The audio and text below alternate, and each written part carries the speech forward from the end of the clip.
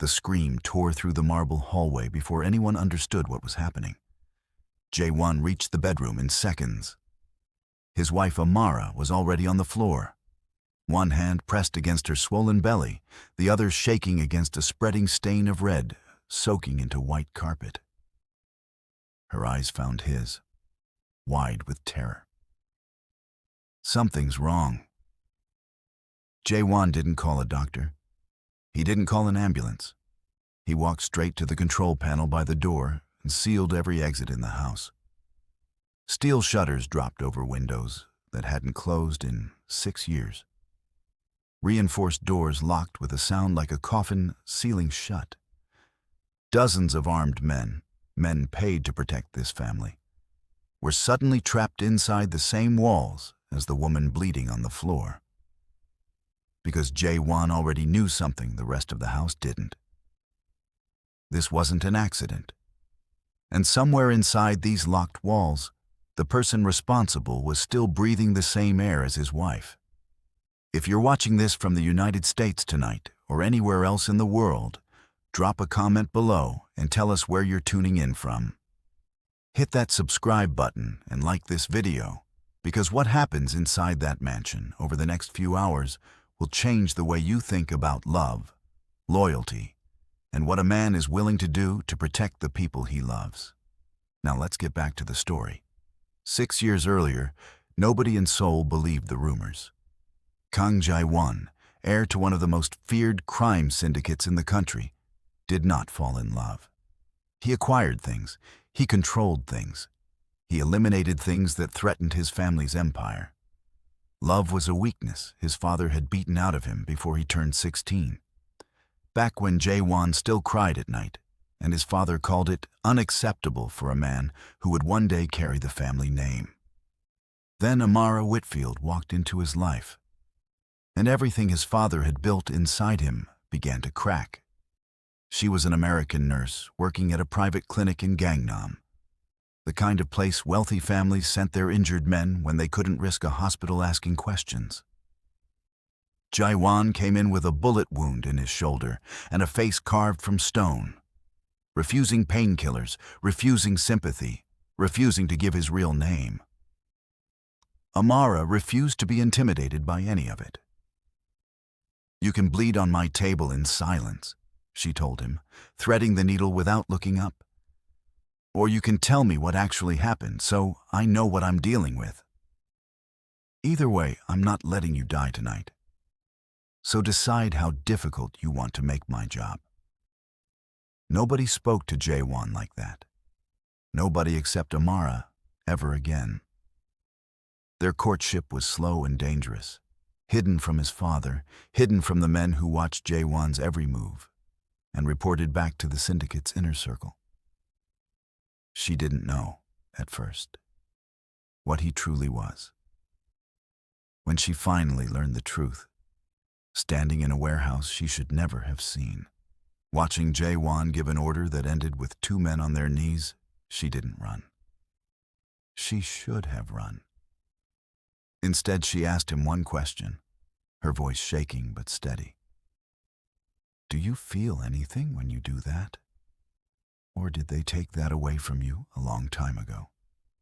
Jae-won didn't answer for a long time. Then he said the truest thing he had ever said to another human being. "I feel it every time. I just learned how to keep breathing afterward." That honesty was what made her stay. And in staying, Amara became the one soft place in a hard, merciless world. The only person who could look at Jae-won and see the boy who used to cry before his father taught him not to. They married quietly, away from cameras, away from rival families who would have used a wedding as an opportunity for an ambush. For 6 years, Amara lived inside a mansion built like a fortress, learning slowly which questions she was allowed to ask and which ones she should let go quiet in her chest.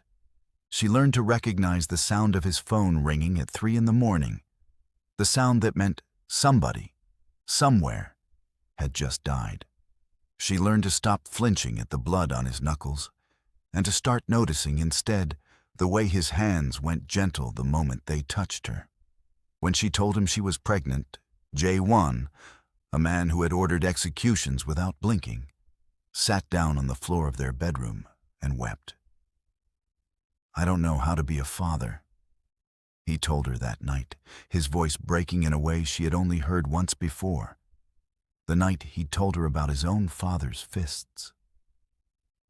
"Everything I know how to build is a weapon. I don't know how to build something soft." Amara took his face in her hands. "Then I'll teach you. The same way I taught you to let someone in." For 7 months, Jae-won became a different man behind closed doors. He read parenting books at 2 in the morning when he couldn't sleep. He argued with contractors about nursery paint colors with more intensity than he'd ever argued about territory lines. His men noticed. Some of them respected it. Others, quietly, began to see it as something else entirely. Weakness. And in Jae-won's world, weakness was an invitation. 3 weeks before Amara's due date, a rival family called the Choi made a formal offer to buy out territory Jae-won's father had bled for. Jae-won refused without hesitation. 2 days later, one of his warehouses burned to the ground. 4 days after that, a driver loyal to the family was found in the Han River. The war that had been simmering under the surface for a decade was finally boiling over. And for the first time since Amara had known him, Jae-won looked afraid. Not for himself. "They know," he told her one night, standing at the nursery window, staring at nothing. "They know you're the one thing that could actually break me. And men like the Chois don't fight fair. They fight where it hurts the most." Amara wrapped her arms around him from behind, resting her cheek against his back. "Then we don't give them a way in." But somebody already had. If this story is starting to pull at something in you, go ahead and drop a comment telling us what you think is really going on inside that mansion. And if you're the kind of person who feels a story in your chest before your mind even catches up, hit that like button right now, because it's about to get a lot heavier. The night Amara collapsed, there had been no warning. No argument, no threat, no phone call at 3 in the morning. She had simply been walking down the hallway toward the nursery, carrying a stack of folded blankets, when a wave of pain hit her so hard she dropped to her knees, and by the time Jae-won reached her, the bleeding had already begun. He carried her to their private medical wing himself, refusing to let a single guard touch her. And it was there, laying her on the table where his personal physician worked frantically to stop the bleeding, that Jae-won noticed something that turned his blood to ice. A faint chemical smell on the folded blankets Amara had been carrying.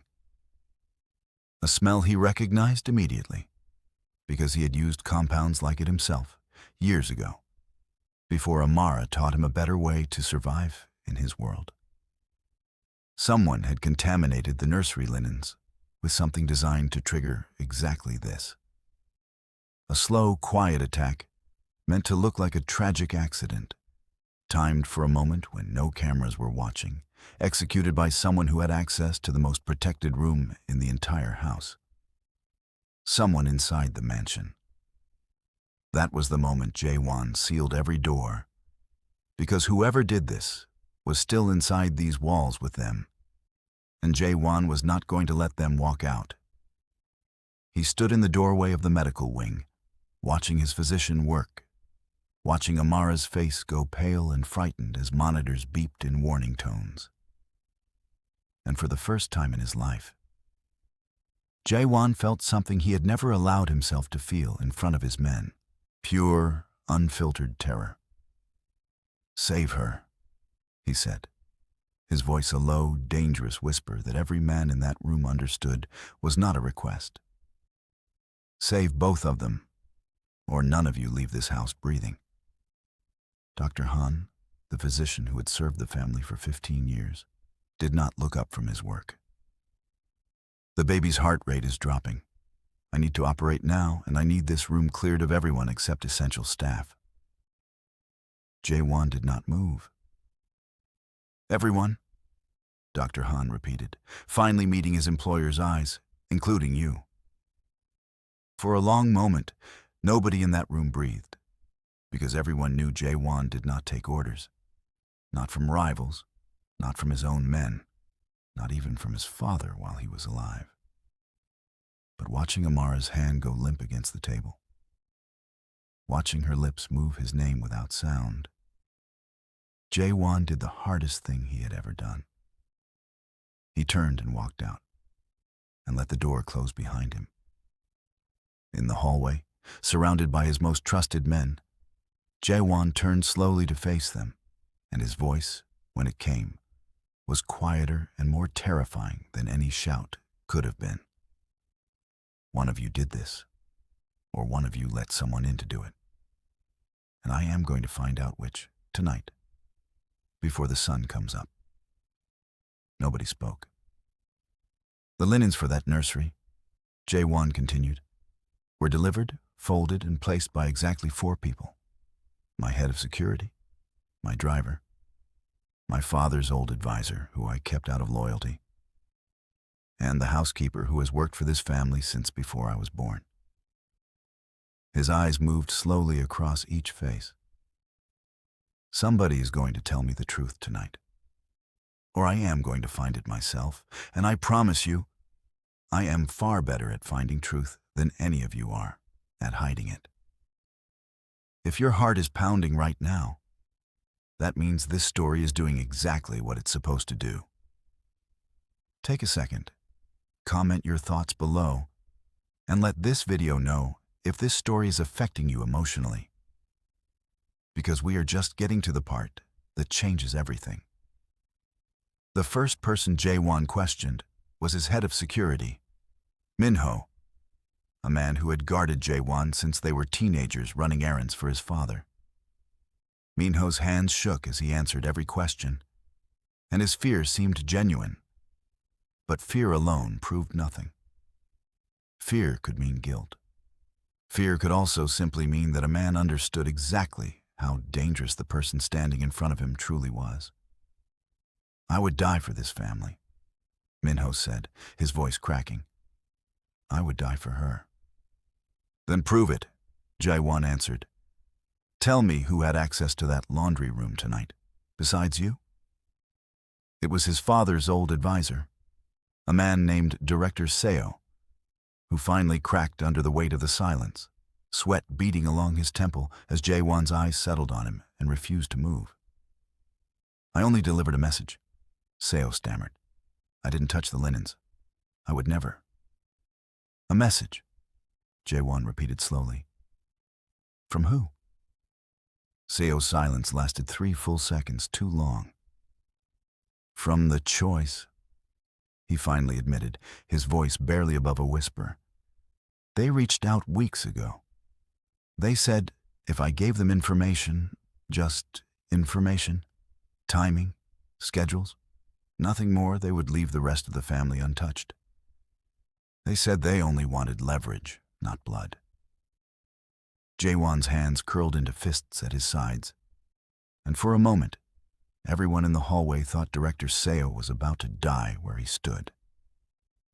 You gave them her schedule, Jae-won said, his voice a low growl.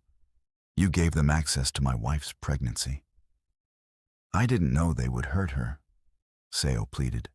I swear on my life, I didn't know. You didn't ask, Jae-won said. That's worse.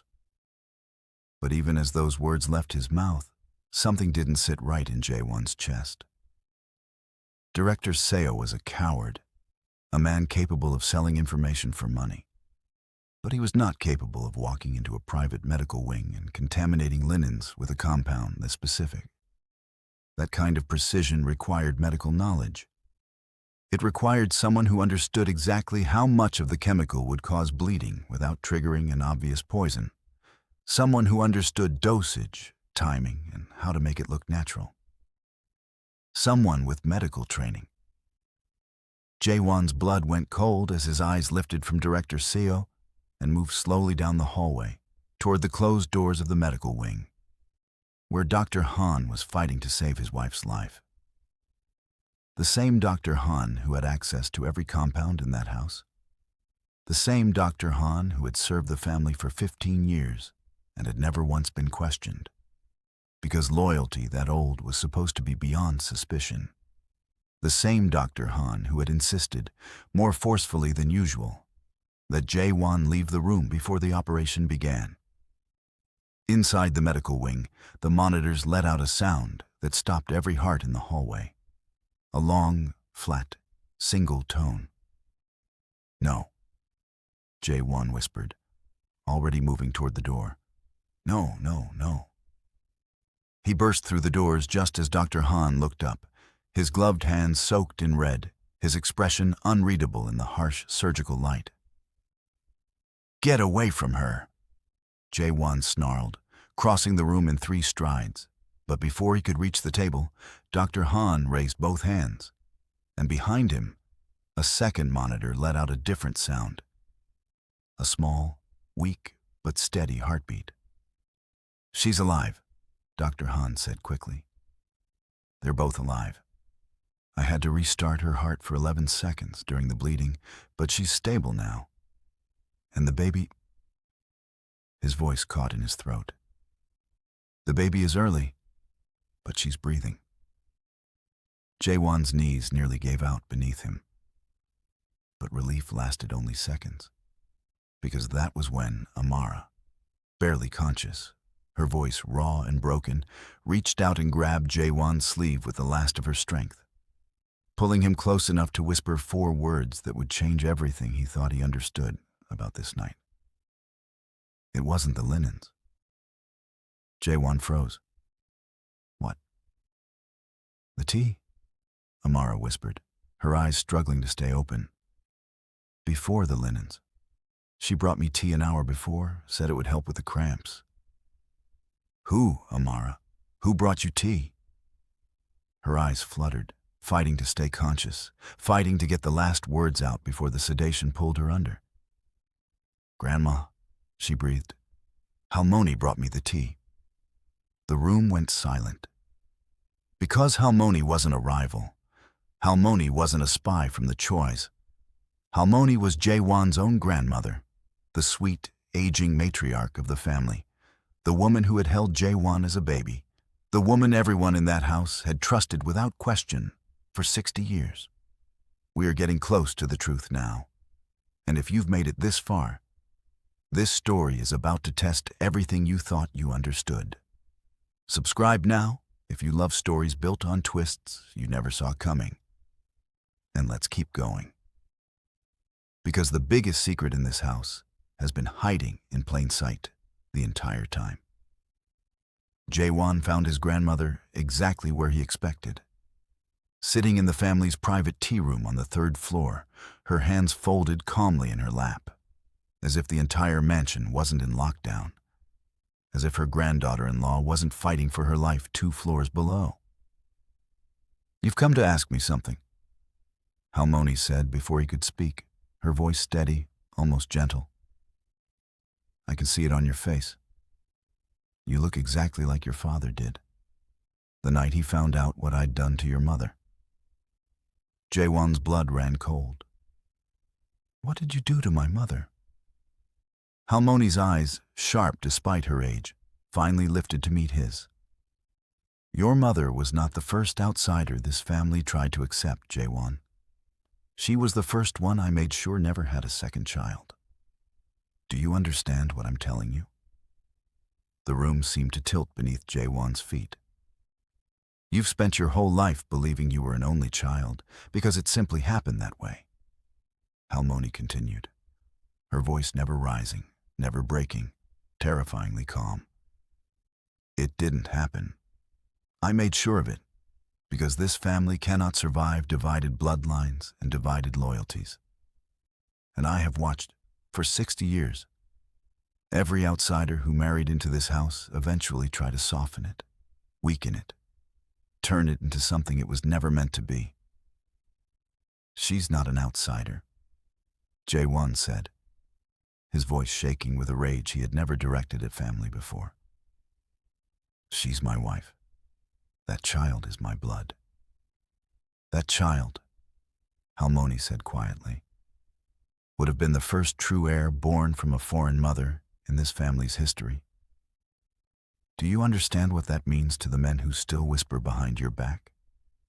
To the elders who question whether you're fit to lead because you let an American nurse into your bed and your heart? I did not do this to hurt her, Jae-won. I did it to protect you, the way I have protected this family from every threat since before you were born.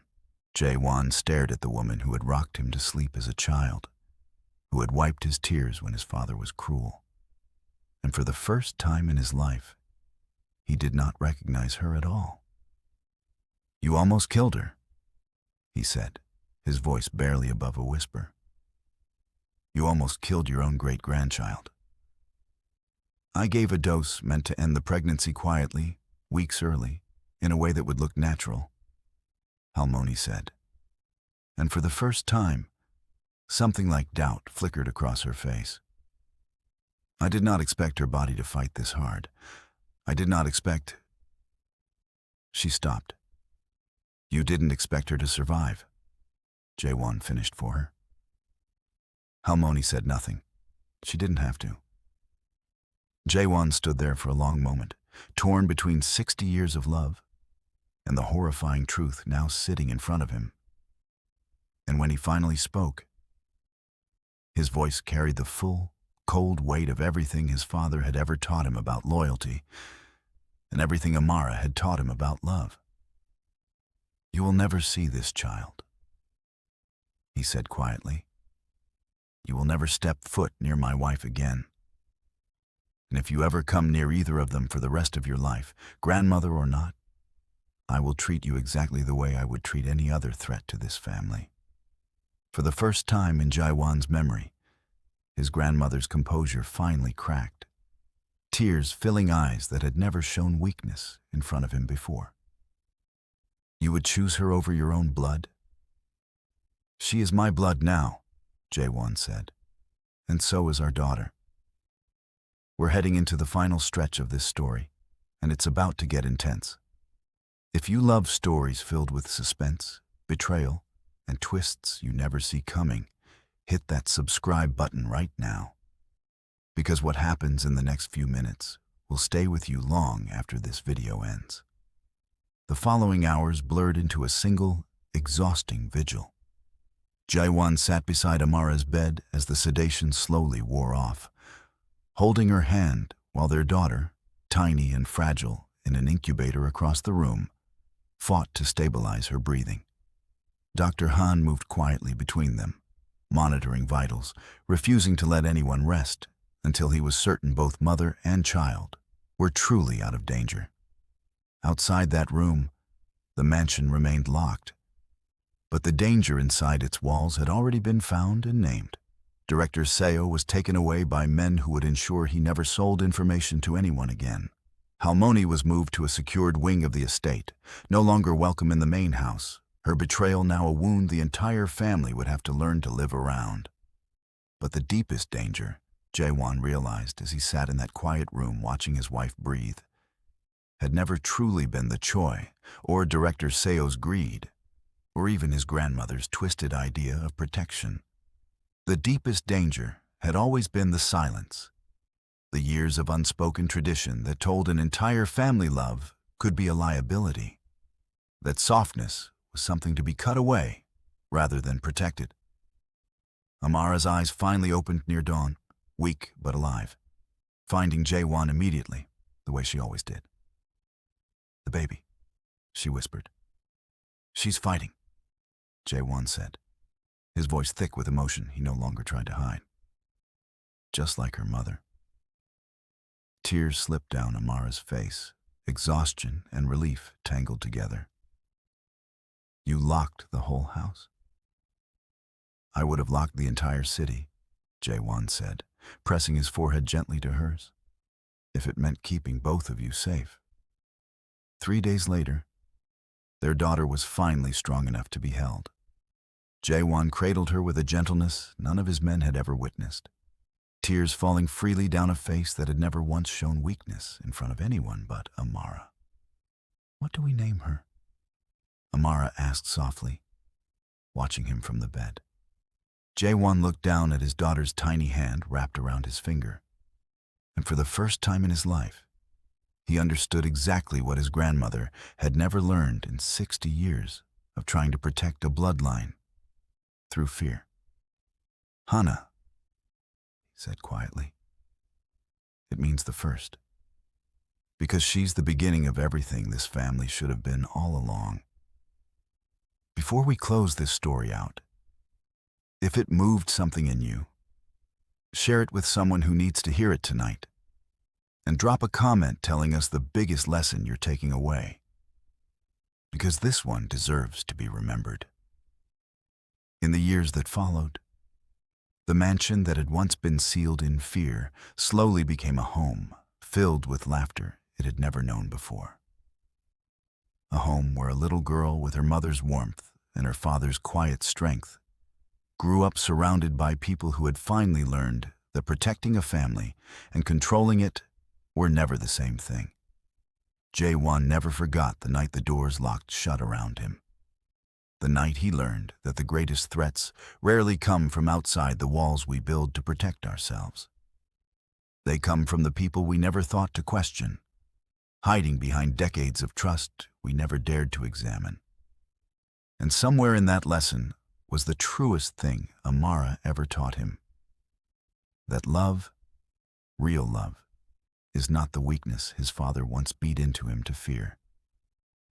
It is the only thing strong enough to survive everything else.